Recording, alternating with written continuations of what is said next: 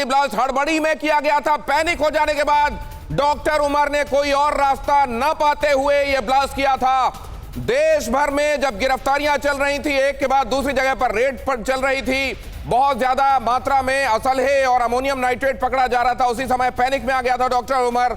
उसे कुछ समझ में नहीं आया। पहले जाकर पार्किंग में उसने गाड़ी लगाई, 3 घंटे बैठा, सोचता रहा आप क्या करें, और उसके बाद आखिरकार उसने खुद को उड़ा दिया और साथ ही इस जो साथ में वो आईईडी लेकर जा रहा था उसको उसने डेटोनेट कर दिया। गिरफ्तारी की वजह से पैनिक में आ गए आतंकवादी और फिर उनको लगा कि अब जो कर सकते हैं वो करें। डॉक्टर उमर खुद कार में सवार था, सोर्सेस ये बता रहे हैं। जैश का आतंकवादी था डॉक्टर उमर। डॉक्टर उमर आपको मालूम है, सबसे पहले डॉक्टर आदिल ने जब अक्टूबर के महीने में जम्मू कश्मीर में पोस्टर्स लगाए थे जैश के समर्थन में, वहीं से इस कहानी का खुलासा होना शुरू हुआ था। बाद में इस डॉक्टर की गिरफ्तारी हुई थी सहारनपुर से और वहां से यह मामला यहां तक पहुंचा है, जहां पर आखिरकार ये जब तुरपाई उधड़नी शुरू हुई, जब ये पूरा मामला खुलना शुरू हुआ, तो डॉक्टर उमर को यह लगने लगा कि अब उस तक भी कभी भी एजेंसियां पहुंच सकती हैं। इसीलिए वो एक्सप्लोजिव्स लेकर निकला।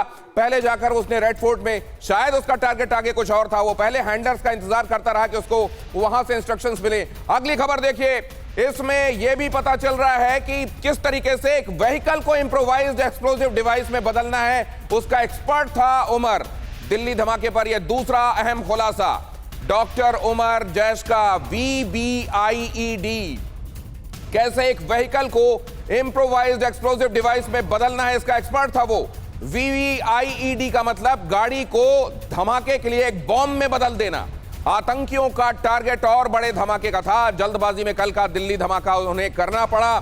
दिल्ली धमाके का फरीदाबाद मॉड्यूल कनेक्शन इस तरीके से पूरे तौर पर एस्टेब्लिश होता है। कल ही हम लोग इस बात की चर्चा कर रहे थे कि जिस तरीके से यहां पर बड़ी मात्रा में एक्सप्लोजिव पकड़ा गया है, क्या उसका और दिल्ली ब्लास्ट का कोई कनेक्शन है? अब यह बात स्पष्ट हो गई है कि फरीदाबाद मॉड्यूल का सीधे सीधे दिल्ली ब्लास्ट से कनेक्शन है। जितेंद्र हमारे संवाददाता और ज्यादा जानकारी दे रहे हैं। बिल्कुल, और हमारे सहयोगी जितेंद्र इस पर और जानकारी के साथ हमें ज्वाइन कर चुके हैं, क्योंकि जितेंद्र, आप जिस तरीके से खुलासे हो रहे हैं, साफ हो चुका है कि किस तरीके से vehicle borne improvised explosive device का इस्तेमाल हुआ और कैसे अचानक से यह ब्लास्ट करना पड़ा। जितेंद्र। जी बिल्कुल, देखिए शुरुआती तफ्तीश में कुछ बातें निकलकर सामने आ रही, जिसमें पता चला है कि दरअसल जल्दबाजी के अंदर ये ब्लास्ट हुआ। जो डॉक्टर उमर है उसको महारत हासिल थी कि किसी भी गाड़ी को बम के अंदर तब्दील करने की। बाकायदा विस्फोटक किस तरीके से गाड़ी में किन किन हिस्सों में लगाना है वो इस बारे में अच्छे से जानता था। उसमें विस्फोट कैसे करना है इसकी उसको अच्छी जानकारी थी। और इस तरीके के वीडियोज़ भी कई बार उसके जो उसका टेलीग्राम चैनल है जिसके ऊपर वो लगातार तकरीर और ये सब सुना करता था, उसके ऊपर भी इस तरीके के कई वीडियो उसके बरामद किए गए जांच एजेंसी के द्वारा। मतलब क्या इसको ऐसा समझा जाए जितेंद्र की जितना एक्सप्लोजिव वो बचा सकता था, उमर जो प्रॉब्ली वो जो अमोनियम नाइट्रेट से इन्होंने एक आईडी बना लिया था, क्योंकि कहा जा रहा है कि 3000 किलो आईडी, जो इस तरीके के 400 आईडी बनाने के लिए ये अमोनियम नाइट्रेट काफी था, तो उसमें से कुछ लेकर ये निकला। इसको शायद पहले जो टारगेट दिया गया होगा वहां तक ये पहुंच नहीं पा रहा था। इसने अपने हैंडलर्स को संपर्क किया, उसके बाद ये पैनिक होने लगा कि कभी भी एजेंसीज इस तक पहुंच सकती हैं, और फिर लगा कि अब वो जो कर सकता है वो करे, और उसने खुद को रेड फोर्ट के सामने उड़ा लिया। क्या इसको ऐसे समझा जाए?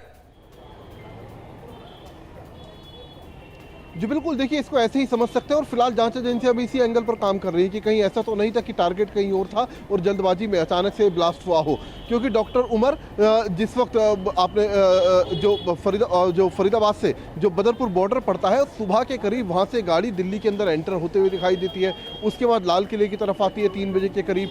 गाड़ी 3 घंटे तक यहाँ पर खड़ी रहती है पार्किंग के अंदर। 6:22 पर यहाँ से निकलती है। तो कहीं ना कहीं जाँच एजेंसियाँ इस नतीजे पर पहुँच रही हैं कि डॉक्टर उमर ब्लास्ट कहीं और हो सकता है करना चाह रहे थे, या फिर खड़ी गाड़ी के अंदर ब्लास्ट करना चाह रहे थे, खुद गाड़ी से उतरना चाह रहा था। लेकिन उससे पहले ही अचानक गाड़ी के अंदर ब्लास्ट हुआ, जोरदार धमाका हुआ लाल किले के। पूरी थ्योरी में जिस तरीके से ओवरऑल आप जानकारी जितेंद्र दे रहे हैं, आपको रोक रही हूं, प्राइवेट डिटेक्टिव अजीत सिंह भी इस वक्त स्टूडियो में हमारे साथ है। अजीत सर, मान लिया जाए जो बात अभी दिनेश ने कही, क्योंकि ये सुरक्षा एजेंसी इसकी रडार पर आ चुका था, इसीलिए इसने अपनी मूवमेंट, अपनी प्लेसमेंट बदलने की कोशिश की, लेकिन अचानक ये फैसला हुआ, जिस आधार पर कहना गलत नहीं है कि ये फिदायीन हमला था। अजीत जी।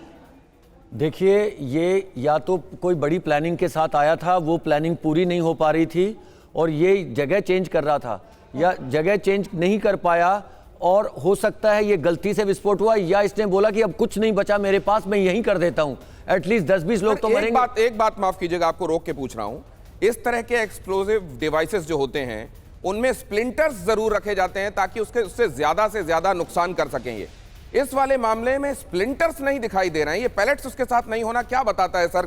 क्या इन्होंने बॉम्ब बनाया लेकिन ये वैसा बॉम्ब नहीं बना सके, या फिर असल में इसको सिर्फ एक्सप्लोसिव ट्रांसपोर्ट कर रहे थे और यहां पर डेटोनेट कर गया ये? देखिए, ये जिस तरह का एक्सप्लोसिव था, अगर यहाँ भीड़ वाली जगह होती, क्योंकि ये रेड लाइट थी, अगर ये कहीं किसी दूसरी जगह इसको ले जा देता, जिस तरीके से हमने अमेरिका में देखा कि भीड़ वाले इलाके में गाड़ी को भेज दिया गया, गाड़ी ले जाके वहां पे ठोक दी अंदर जाके जहां ज्यादा लोग थे, तो ये बहुत बड़ा हो सकता था, इसमें 100 से ज्यादा लोग मर सकते थे। अब इन्होंने, इसके पास कोई चारा नहीं बचा था, इसने सोचा कहीं ये गाड़ी पकड़ी ना जाए, ये इस गाड़ी में जो सामान था उसका क्या करे, कैसे करे, और वहां जाके उसने या तो ये लगा के इसको उड़ा दिया है, या ये हो सकता है अपने आप ही रेड लाइट में कहीं ना कुछ इनके गड़बड़ी से उड़ गया है, ये हो सकता है। ये हो सकता है। ये असल में अब भी कई चीजें ऐसी हैं जो हो सकता है कि दायरे में आ रही हैं, लेकिन इतना क्लियर कट समझ में आ रहा है कि क्योंकि एक के बाद दूसरी ताबड़तोड़ कार्रवाई हो रही थी, ये पूरा का पूरा जो गैंग था वो अपने आप में दहशत में था और इसलिए पैनिक में कई चीजें इन्होंने की हैं। अगली खबर देखिए, दिल्ली धमाके का पाकिस्तान कनेक्शन। दिल्ली धमाके का पाकिस्तान कनेक्शन भी देखिए। डॉक्टर शाहीन जिसकी गाड़ी को डॉक्टर मुजम्मिल इस्तेमाल किया करता था, उस डॉक्टर शाहीन के बारे में भी खुलासा हो रहा है। डॉक्टर शाहीन जैश की महिला विंग की हेड है, जमातुल मोमिनात जैश का महिला विंग है। मसूद अजहर की बहन पाकिस्तान की हेड है इसकी, और डॉक्टर शाहीन भी दिल्ली धमाके में एक तरीके से शामिल है। अब ये जो डॉक्टर शाहीन है, ये एक ऐसी विंग से जुड़ी हुई थी जो जैश की विंग है, महिला विंग है, और जिसकी मुखिया है मसूद अजहर की बहन। अब ये जो मसूद अजहर की बहन है, बीते दिनों हमने आपको टीवी9 में एक्सक्लूसिव ये खबर दिखाई थी कि किस तरीके से उन्होंने एक पूरा महिला दस्ता बना लिया है, उनको ट्रेनिंग दी जा रही है। हालांकि बताया ये जा रहा है कि वहां पर असल में वुमेन एम्पावरमेंट के नाम पर वो लोग ये कर रहे थे, ये कह रहे थे कि हम एम्पावर कर रहे हैं, लेकिन एम्पावर क्या कर रहे थे वो सामने है।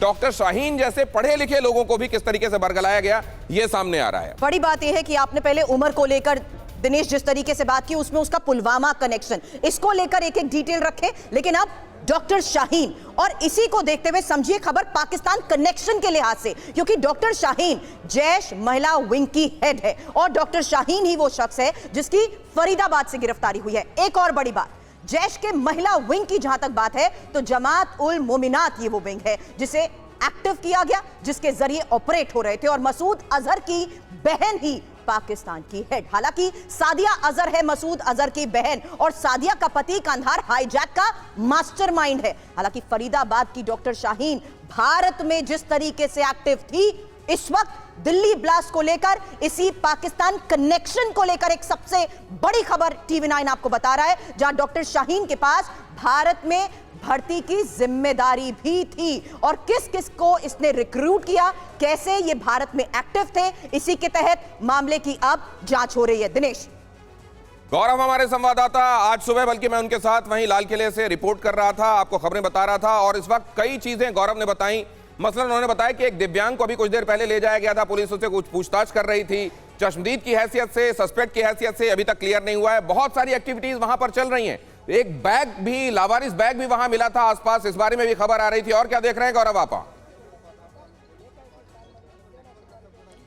बिल्कुल, उस लावारिस बैग के बारे में तो पहले अपडेट ही दे दूं दिनेश कि वो लावारिस बैग पहाड़गंज के आसपास जो मिला था वो एक सीआरपीएफ के जवान का था, जो बाद में क्लियर हो गया। लेकिन इस वक्त का जो बड़ा अपडेट है वो ये है कि एनएसजी की टीम यहाँ पर आई है, 2 जिप्सी आई हैं, मेरे सहयोगी आपको दिखाएंगे, यहाँ खड़ी हुई हैं, और वो अपने हाथ में कुछ बड़े बॉक्सेस लेकर आए हैं, कुछ बड़े वहाँ पर उपकरण लेकर आए हैं। और कल रात में भी एनएसजी की टीम यहाँ पर पहुंची थी, लेकिन दोबारा एनएसजी की टीम यहाँ पर पहुंची है, और उसी घटनास्थल पर जहाँ पर इस वक्त सफेद पर्दे के पीछे, जहाँ पर वो ग्राउंड जीरो है, जहाँ पर कल धमाका हुआ था ट्रैफिक लाइट के बिल्कुल पास में, वहां एनएसजी की टीम गई है। यानी कुछ है जो यहां पर अभी भी रह रहकर यहां पर पुलिस को लग रहा है या सुरक्षा एजेंसियों को लग रहा है, जिसकी जांच की जानी है। और वो जिस बात की बात आप लोग लगातार कह रहे हैं कि क्या ये पैनिक बटन था, ये हमारे उच्च सूत्र भी बता रहे हैं कि ये एक पैनिक बटन, पैनिक में किया गया सॉरी ब्लास्ट हो, क्योंकि जिस तरह से आप जैश ए मोहम्मद को देखिए, जिसने बहुत कोशिश की डॉक्टरों को रेडिकलाइज करने की, बड़ी मुश्किल से डॉक्टर्स रेडिकलाइज किए, अगर वो डॉक्टर पोस्टर ना लगा रहा होता तो पकड़ा नहीं नहीं जाता। तो सोचिए जो फरीदाबाद में जिस मात्रा में अमोनियम नाइट्रेट मिला है, जिस मात्रा में इस गाड़ी में अमोनियम नाइट्रेट था, पता नहीं क्या प्लान था इनका। 3 घंटे तक सोचिए, क्या कोई आम शख्स किसी गाड़ी में बैठा रह सकता है, वो भी एक पार्किंग में जहां दम घुटने लगे। 3 घंटे तक डॉक्टर उमर उस पार्किंग में बैठा रहा, जो इस सफेद रंग की जो ये आप पूरी देख रहे हैं पर्दा, और इस दौरान 1 मिनट के लिए भी गाड़ी से वो बाहर नहीं आया। उसके बाद ना तो वॉशरूम के लिए गया, ना उसको इस दौरान प्यास लगी।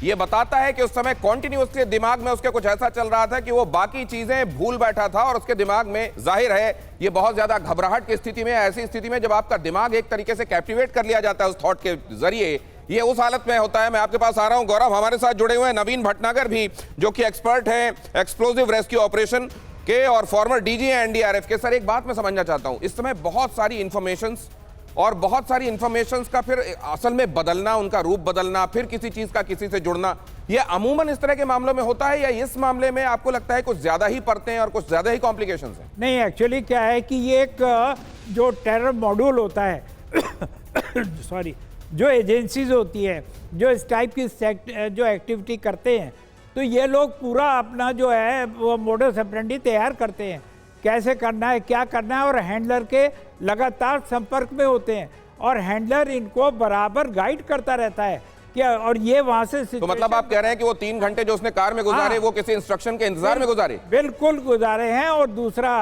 आपको बराबर मिनट टू मिनट ये भी खबरें दे रहे हैं, और वहां से इंस्ट्रक्शंस आ रही हैं। अदरवाइज ऐसा हो नहीं सकता था कि 3 घंटे एक जगह वो बैठा रहे, और वो अगली डायरेक्टिव चाह रहा था कि भाई अब क्या करें। तो जब उन्होंने कहा ठीक है, टाइम ओवर, जो भी कहा हो, उनका कोड वर्ड होता है, वो किया, और उसके बाद उसने जो बटन है वो ऑन करा, जो यानी डिवाइस जो लगती है एक्सप्लोजिव के अंदर, जो चार्ज लगता है, तो वो चार्ज को उसने जो है एक्टिव किया, और वो बाहर निकल गया, और वही हुआ 5 मिनट के हालांकि बाद। दिनेश सर, जिस थ्योरी की बात कर रहे हैं उसके मुताबिक कहना गलत नहीं होगा कि ये प्री प्लान था, क्योंकि अगर ये बिल्कुल। किसी के आदेश का इंतजार कर रहे तो जाहिर सी बात है ये प्लानिंग के तहत ही यहाँ पर गाड़ी लेकिन लेकर बाद में पहुंचे। इन्होंने अपनी चीजों को इम्प्रोवाइज किया है। हाँ। क्योंकि इनको कई चीजें, इनको लग रहा था वो हाई वैल्यू टारगेट तक नहीं पहुंच सकते, ऐसे में क्या सेकंड बेस्ट या थर्ड बेस्ट वो कर सकते हैं, इसीलिए अचानक उस वक्त वहां पर हुआ। लेकिन इनके प्लान भी होता है, ABC प्लान होते हैं इनके बाकायदा। एबीसी प्लान होते हैं, हाँ, लेकिन प्लान को जिस तरीके से एक्टिव किया गया है उसी के तहत अभी फिलहाल जो अलग अलग थ्योरीज सामने ये आ रही किया है है। उसमें इंपॉर्टेंट है सर्कमस्टेंशियल एविडेंसेस के साथ साथ तमाम फॉरेंसिक एविडेंस।